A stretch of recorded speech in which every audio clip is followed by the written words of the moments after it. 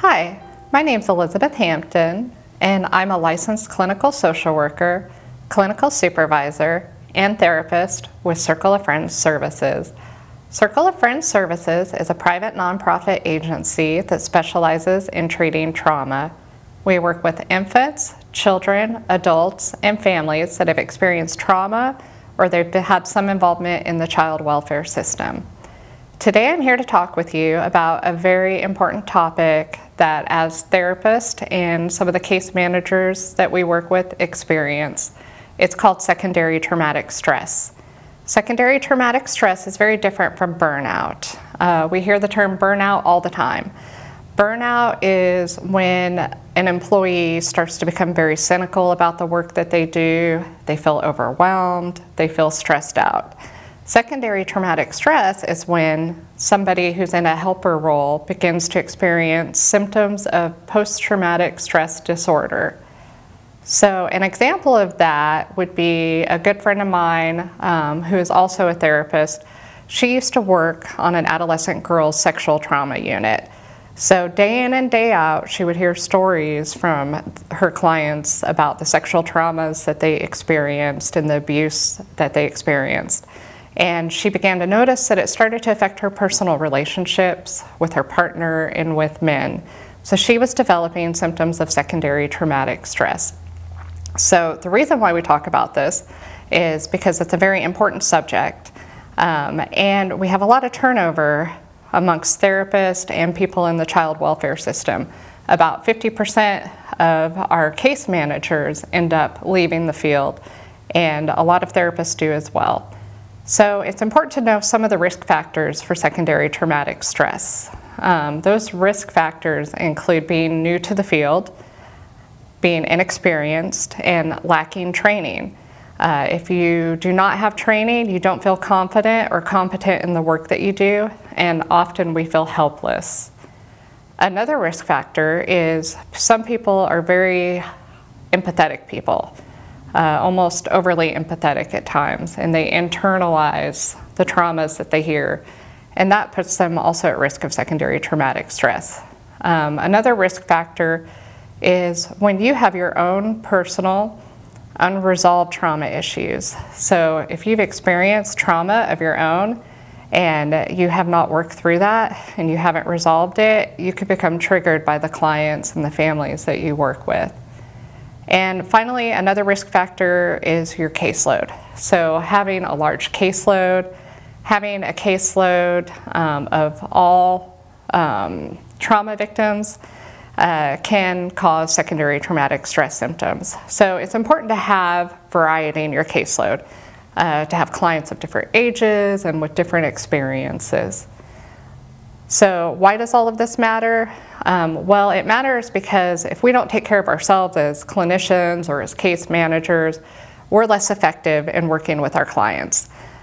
So when you get on an airplane to go on vacation or to visit your family, you know that the flight attendant before you take off is going to talk about the safety features of the airplane. So she'll talk about where the exits are, and she'll also talk about that oxygen mask that drops down.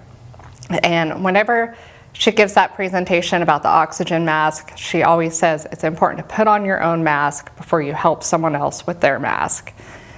So just like it's important to put on your own oxygen mask first, it's important to take care of yourself first before you can help your clients. If we don't take care of ourselves, we're less effective with the clients that we serve.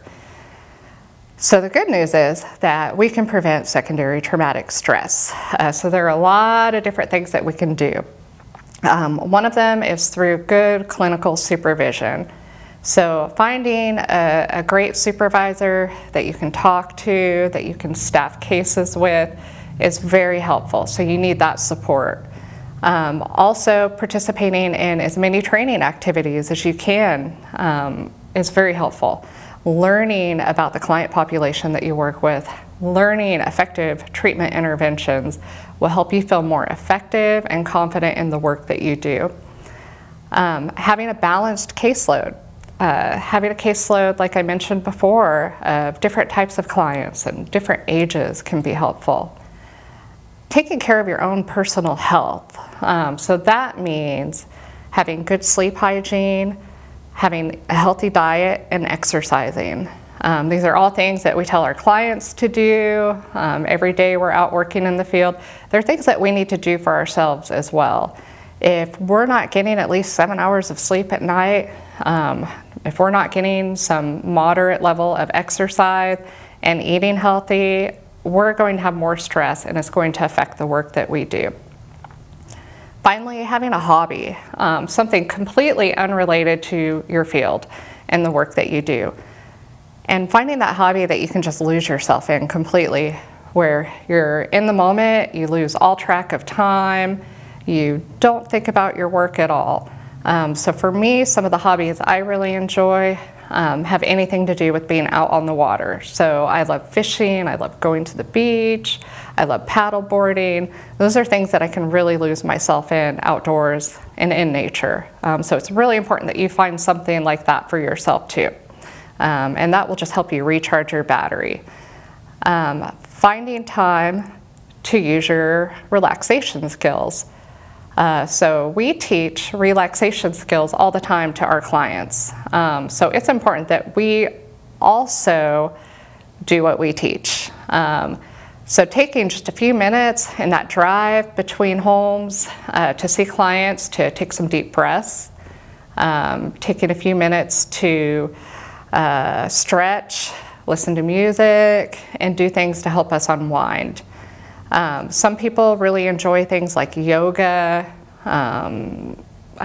meditation, visualization. It's just a matter of finding what works for you and what you like.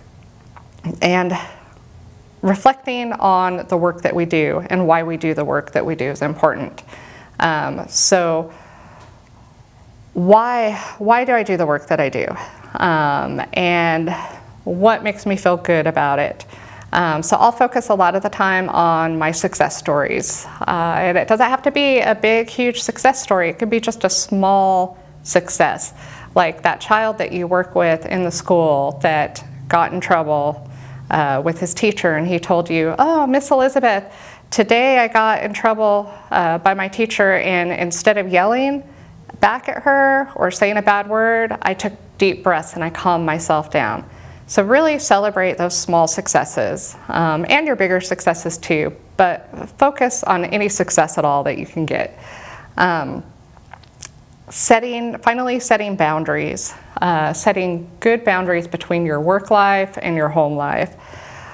It's really important that we don't take the work that we do home with us, and we spend time with our families and we engage in activities that we love and enjoy outside of work hours. A lot of times I recommend setting up some kind of transition between work and home. So when I come home from work, the first thing I do is I change out of my work clothes and put on some comfortable clothes. And that kind of helps me forget about the work of the day and begin to relax.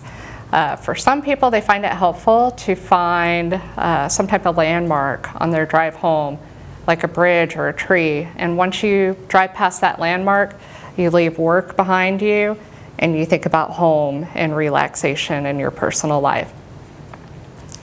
So in closing, I would just like to say that we all have an obligation to ourselves, to our clients, the families that we work with, and our colleagues not to allow the work that we do to damage ourselves.